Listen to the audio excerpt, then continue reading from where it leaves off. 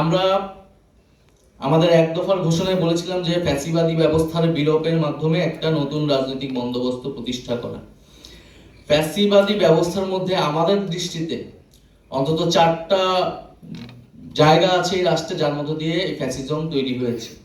তার একটা হচ্ছে তার একটা সাংবিধানিক ভিত্তি আছে 72-এর মুজিববাদী সংবিধানের মধ্য দিয়ে। দ্বিতীয়ত তার একটা অর্থনৈতিক দিক আছে, যার ফলে এই মাফিয়াতন্ত্র, লুটেরা, দুর্নীতির অর্থনীতি তৈরি হয়েছে এবং যেটা সমাজে বৈষম্য তৈরি করেছে। ফলে সেই বৈষম্য দূর করতে কিন্তু মানুষ আসলে রাজপথে নেমে এসেছে। তৃতীয়ত তার একটা রাজনৈতিক দিক আছে, যে দমন পীড়ন, মানবাধিকার হরণ করেছে, বিরোধী দল বিরোধী মতকে দমন করেছে, অর্থাৎ যে বাকশালী চরিত্র সেটি আসলে ফুটে উঠেছে। আরেকটি তার সাংস্কৃতিক দিক আছে, সাংস্কৃতিক ফ্যাসিজম আছে, যেটা বাংলাদেশের যে সাংস্কৃতিক বহুত্ব সেটাকে অস্বীকার করেছে। ফলে এই যে ফ্যাসিবাদী ব্যবস্থার আমরা 4টা দিক বলছি, তার একটা দিক সংবিধান বা রাষ্ট্র কাঠামো নিয়ে কিন্তু আমরা এই সময়টা আলোচনা করছি। আমাদের যদি সত্যিকার অর্থে ফ্যাসিবাদী ব্যবস্থাকে বিলোপ করতে হয়, তাহলে কিন্তু এই 4টা দিকেরই আসলে সংস্কার করতে হবে এবং পরিবর্তনের মধ্য দিয়ে যেতে হবে। এবং আওয়ামী লীগের একটা কনস্টিটিউশনাল ফিলোসফি আছে, একটা কনস্টিটিউশনাল পলিটিক্স আছে, যেটার বেস হচ্ছে 72।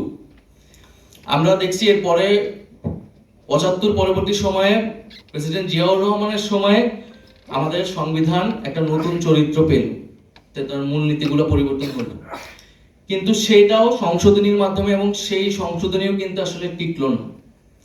সেই মূলনীতিগুলো বা সেই সাংবিধানিক চরিত্রটা জাতীয় চরিত্র পেয়েছিল কিনা, জনগণের সম্মতি ছিল কিনা, সেটা ভিন্ন প্রশ্ন। কিন্তু বিএনপি কিন্তু সেই ইতিহাস থেকেও শিক্ষা নেয়নি, যে সেই 75 পরে যে সুযোগ এসেছিল, তখনও যদি গণপরিষদের মাধ্যমে 72-এর সংবিধান ফেলে দিয়ে আমরা নতুন সংবিধান করতে পারতাম, তাহলে বাংলাদেশের আরেকটা যাত্রা আসলে শুরু হতো। তো সেই জায়গা থেকে কিন্তু আমাদের শিক্ষা নেওয়ার আছে। এবং 24-এর পরে যেহেতু আমাদের সেই সুযোগটা এসেছে, আমরা মনে করি যে একটি গণপরিষদের মাধ্যমেই আমাদের রাষ্ট্রের ভিত্তিটা নতুন করে ঐক্যমতের মাধ্যমে স্থাপন করা আসলে উচিত। নাগরিক কোয়ালিশনের আরো কিছু যে প্রস্তাবনাগুলো রয়েছে, প্রধানমন্ত্রী মেয়াদ সময় 2 টার্ম, এটা আমরা সমর্থন করছি।